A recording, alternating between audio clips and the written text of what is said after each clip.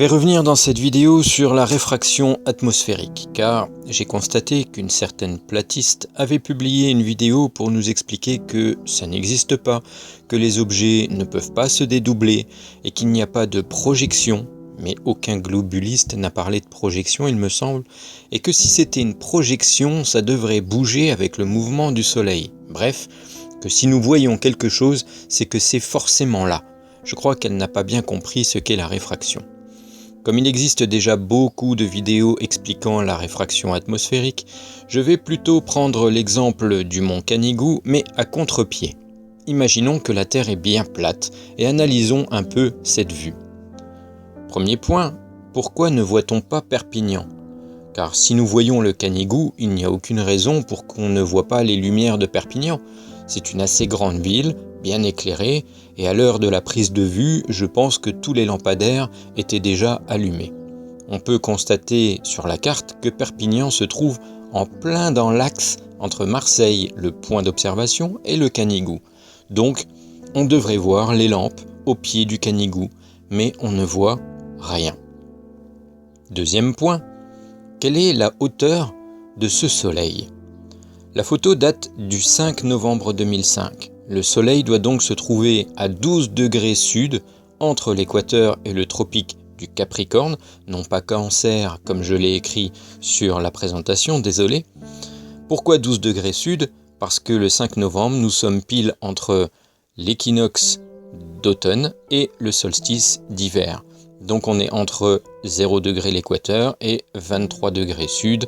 Sur le modèle de la Terre plate, le soleil doit donc se trouver quelque part sur le cercle jaune que j'ai matérialisé ici sur la carte. La photo du Canigou nous montre que Marseille, le mont Canigou et le soleil sont donc alignés.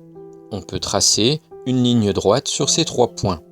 D'après la carte et la distance entre Marseille et le Canigou, on peut en déduire par une règle de 3 que le soleil est à environ 8000 km de Marseille. En utilisant le théorème de Thalès, on peut alors calculer à quelle hauteur le soleil est censé se trouver au moment de la photo. Il suffit de faire un rapport entre les 2400 mètres de dénivelé entre le Canigou et Marseille sur 260 km et la hauteur du soleil sur les 8000 km le séparant de Marseille. Nous trouvons par le calcul une hauteur de 76 km. Je croyais que c'était 6000 km moi à l'altitude du soleil.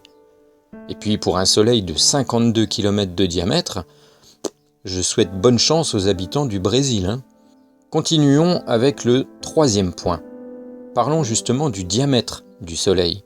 Si on reprend la photo du Canigou, on peut s'apercevoir que le soleil a un diamètre équivalent à la distance entre le mont Canigou et le roc Nègre à gauche, soit environ 3,3 km.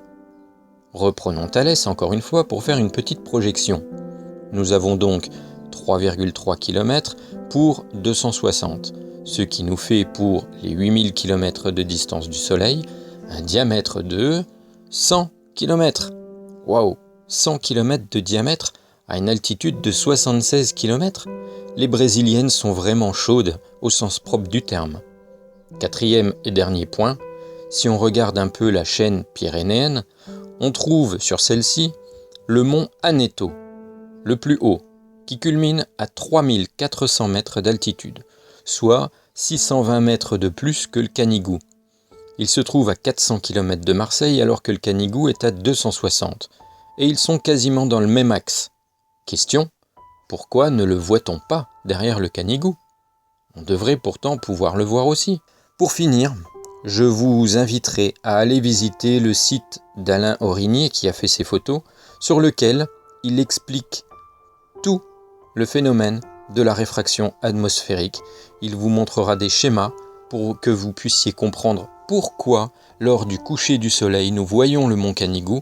Et d'ailleurs, aucune photo en plein jour ou le matin ne montre le Canigou. C'est uniquement au coucher du soleil, comme la plupart des images qui nous montrent des choses qu'on ne devrait pas voir si la Terre était un globe. Bref, je n'en dis pas plus, allez voir ce site et vous comprendrez. Allez, ciao les terriens.